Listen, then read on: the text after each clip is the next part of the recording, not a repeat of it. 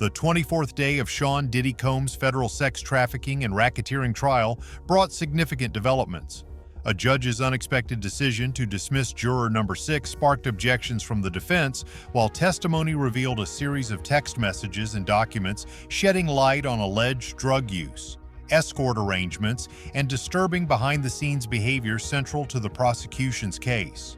The dismissal of juror number 6 stemmed from inconsistencies in the jurors' statements about their residence. The juror, registered in Bronx County, mentioned traveling from New Jersey, raising concerns about their candor during jury selection and subsequent discussions with the judge. Despite defense arguments against the dismissal, citing potential racial bias in replacing the juror with a white alternate, the judge found no evidence of prosecutorial misconduct. The court concluded that the jurors' inconsistencies threatened the integrity of the jury process, leading to their removal. An alternate juror, who has heard all testimony alongside the seated jurors, now joins the deliberation pool. Separately, another juror reported receiving a text message from an unknown sender inquiring about their potential dismissal. While this raised concerns, no immediate action was taken, as the jury is not sequestered and jurors are instructed to avoid discussing or engaging with case-related information outside the courtroom. Testimony focused on evidence presented by a paralegal, Anna Sanker, who reviewed summary charts for accuracy. These charts compiled text messages, documents, and audio files, including communications from Christina Corum's device, obtained during a raid by Homeland Security investigations. The messages involved exchanges with Diddy's assistant, Dave Shirley, as well as others, including Jane and Cassie, highlighting interactions relevant to the allegations of drug use and escort arrangements. The trial continues to unfold with significant evidence and procedural developments shaping the case. The prosecution presented a series of text messages, audio files, and documents spanning from March 18, 2016 to February 26, 2024, compiled into summary charts by paralegal Anna Sanker. These exhibits, sourced from a device obtained during a Homeland Security investigations raid, detailed communications involving Christina Corum, Diddy's head assistant, and others, including assistants Ryan Lopez, Dave Shirley, Melissa Fiola, and Diddy himself, referred to as PD in some messages. The evidence highlighted logistical arrangements for what the prosecution alleges were Wild King Nights, or hotel events involving escort services, drug use, and other illicit activities central to the racketeering and sex trafficking charges. Key text exchanges included a December 2019 message from Ryan Lopez to Corum, joking about spotting an escort in a hotel lobby and discussing how long Diddy would stay awake. Another set of messages from March 2016 showed Corum coordinating with Dave Shirley to set up a hotel room at the Four Seasons, requesting items like water, Gatorade, and chicken noodle soup. Additional texts from June 2016 revealed Shirley being instructed to procure baby oil and other supplies for a Wild King night, with references to cash and logistics. A November 2021 exchange directly involved Diddy, asking Corum if a room was ready, with her confirming arrangements and mentioning an individual named Paul, possibly an entertainer referenced in prior testimony. Messages involving alleged victims Cassie Ventura, referred to as CC, and Jane also surfaced. In a May 2017 exchange, Cassie texted Corum expressing distress about not having her belongings or money, to which Corum responded that Diddy had gone upstairs after Cassie left and hadn't been seen since. Another text from April 2018, months before Cassie and Diddy's relationship ended, further illustrated her interactions with Corum. These communications, alongside others, underscored the prosecution's argument that Diddy's inner circle, including assistants and staff, facilitated and covered up alleged criminal activities, a critical element in proving the racketeering conspiracy. The evidence also included a January 2023 audio file previously introduced in which Corum questioned Assistant Jonathan Perez about a sexually explicit video found on a staff iPad, emphasizing the need for detailed explanations. Other texts detailed travel arrangements and cash flow for hotel nights, allegedly to transport sex workers and facilitate prostitution, aligning with the charges of transporting individuals for sex work. These exhibits aim to demonstrate that Diddy relied on his business operations and staff to orchestrate and conceal the alleged crimes, reinforcing the prosecution's case that the activities required a coordinated effort beyond Diddy acting alone. Further testimony revealed text messages and audio recordings that underscored the prosecution's claims of coercion, drug use, and witness tampering within Sean Diddy Combs' alleged racketeering enterprise. Communications from 2016 to 2024, primarily involving Christina Coram, Diddy's head assistant, and others including alleged victims Cassie Ventura and Jane, as well as assistants and security personnel, painted a picture of a coordinated operation. In an April 2018 exchange, Cassie texted Coram, expressing distress after a violent, scary incident where she was kicked out, stating she left with someone named Carrie and was unsure of the situation. Coram responded asking if she was okay, to which Cassie replied she was bummed and confused. In May 2023, Coram informed Diddy that Jane's rent had been paid by Robin Greenhill, indicating ongoing financial arrangements. Jane, in a November 2023 message to Coram, declared she was done with hard partying and hotel nights after a significant fight with Diddy, signaling her intent to distance herself from those activities. Audio recordings from November 19, 2023, shortly after Cassie filed and settled her lawsuit against Diddy, included a recorded phone call where Diddy apologized to Jane for her feelings about the kinky stuff he believed they both enjoyed, possibly referencing her reaction to Cassie's lawsuit. Jane had testified that parts of Cassie's lawsuit mirrored her own experiences. In another recording that day, Diddy urged Jane to call him back, expressing concern for her well-being, while Jane, audibly emotional, admitted to being so effed up. Diddy responded with mutual prayers and reassurances. Jane also texted Coram in late 2023, alleging Diddy threatened to expose sex tapes he had on his phone and send them to her child's father following their breakup weeks before the controversy surrounding Cassie's lawsuit. Jane noted being heavily under the influence during those recordings, highlighting her emotional strain. Drug-related evidence further supported the prosecution's case. A July 2022 audio message from Diddy to Coram requested $10,000 in arrangements for a hotel room, followed by instructions to let Guido in to handle what needs to be taken care of. Jane's testimony identified Guido as a drug supplier. Additional texts from April 2023 showed security staff member Fahim discussing $1,200 spent on flour, slang for marijuana, and $1,500 on Guido, with Diddy approving or questioning expenditures.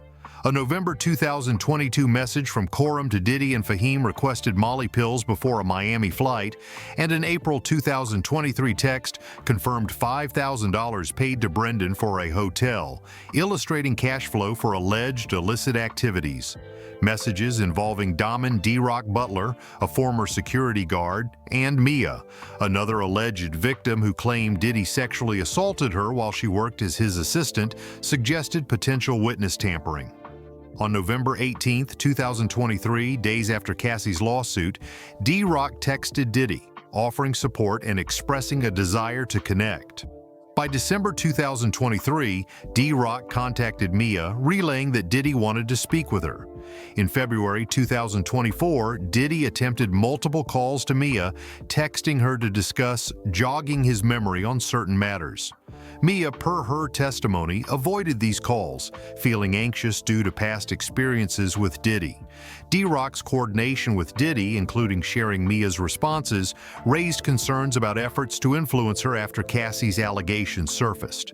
These communications, spanning years and involving key figures in Diddy's circle, aimed to demonstrate a pattern of coercion, drug use to control alleged victims, and attempts to manage fallout from Cassie's lawsuit, all critical to the prosecution's racketeering and sex trafficking charges. The defense, led by attorney Tenny Garagos, cross-examined paralegal Anna Sanker to challenge the prosecution's narrative. They argued that the summary charts, spanning an 8-year period but only comprising 33 pages, lacked full context, as they did not include all communications involving Christina Coram, who had worked for Diddy before 2016. The defense highlighted that only one message in the charts referenced an escort, Clayton Howard, also known as Dave, suggesting the prosecution selectively presented evidence. They pointed to a 2016 message from Anat Moore to Corum about a TMZ story regarding a fight between Cassie and Diddy tied to a police report to argue that external media narratives influence perceptions. The defense also emphasized messages suggesting consensual or cooperative interactions. For instance, a November 2021 text from Jane to Corum expressed concern for Diddy during a bad come-down, and another message showed Jane coordinating a drop-off, implying her active participation. They presented an exhibit of a hotel room decorated with balloons and roses, portraying it as a romantic gesture rather than the prosecution's alleged freak-off or illicit hotel night. Regarding Damon D-Rock Butler's communications with Mia, the defense suggested his outreach was motivated by their close friendship, not witness tampering, noting Mia's mention of financial struggles in February 2024 and D-Rock's offer to help as a personal gesture. They further argued that Diddy ceased attempts to contact Mia after February 7, 2024, when her phone became unreachable, downplaying any coercive intent. A second summary witness, Special Agent Delissa Penland from the U.S. Attorney's Office for the Southern District of New York, reviewed additional charts for accuracy, focusing on flight and hotel records. These charts detailed reservations, locations, and associated individuals linking Diddy, Cassie, and escorts to specific events. For example, records from August 7 to 10, 2009 showed a reservation at the London Hotel in New York City involving Diddy, Cassie, and escorts Jules Theodore, Julian Sapp, and Oracle. Flight records confirmed Julian Sapp's travel from Los Angeles to New York on August 7 with a return to Las Vegas. Another record from December 11 to 13, 2009 documented a London hotel reservation for Diddy, Cassie, and Jules Theodore with corresponding flights from Los Angeles to New York and back. These records aim to corroborate the prosecution's claims of coordinated travel for alleged illicit activities, supporting the charges of sex trafficking and transportation for prostitution. The defense's strategy focused on portraying the relationships and arrangements as consensual or routine, while the prosecution's evidence sought to establish a pattern of coercion, drug use, and orchestrated events involving Diddy's inner circle, critical to proving the racketeering conspiracy and related charges. Special Agent Delissa Penland's testimony included detailed flight and hotel records, supported by American Express statements, illustrating significant expenditures linked to alleged illicit activities. From December 1 to 15, 2009, records showed a $612.20 American Airlines flight from Miami to LaGuardia for Cassie Ventura, followed by a $2,621.21 United Airlines flight on December 10th. Another flight for escort Jules Theodore cost $875.20 on December 11th. A London hotel reservation from December 11th to 13th, 2009 under Diddy's name cost $1,977.50, with total expenses for December 2009 reaching $369,279. These records, paired with emails and texts, confirmed coordinated travel arrangements. For instance, a December 7, 2009 message from Jules to Diddy discussed canceling parties to travel, followed by an email from Diddy to Tony Bias requesting a flight from Los Angeles to New York for Jules on December 11th. Additional records from October 13th to 14th, 2012 showed a Trump Hotel and Tower reservation in New York City under Janet Clark, involving Diddy, Cassie, an escort known as The Punisher, and Clayton Howard, aka Dave. Only Cassie's flight was documented, suggesting selective travel arrangements. These records bolstered the prosecution's case for interstate transportation for prostitution and sex trafficking, highlighting coordinated efforts to move alleged victims and sex workers. Text messages from 2013 further implicated Diddy in organizing freak-offs. On January 9th, Diddy texted Cassie asking if she was horny and proposing a freak-off that night or Friday. On January 11th, Cassie coordinated with Diddy about contacting Jules, with Diddy confirming a 7 p.m. arrangement. That same day, Cassie messaged Guerin, her booker for Cowboys for Angels, an escort service, inquiring about availability in Los Angeles. She also texted an escort, Johnny, aka LA Strip, about meeting at the Laratage Hotel, only to later cancel the arrangement. A travel invoice for Bad Boy Entertainment further corroborated these plans, tying Diddy's business operations to the alleged activities. The defense countered by emphasizing the selective nature of the prosecution's evidence, arguing that the 33-page summary charts omitted broader context, particularly communications before 2016. They portrayed interactions with escorts and Cassie as consensual, citing romantic hotel decorations and Jane's active participation in arrangements. Regarding Mia, they suggested D-Rock's outreach was personal, not coercive, and highlighted Diddy's cessation of contact after February 2024.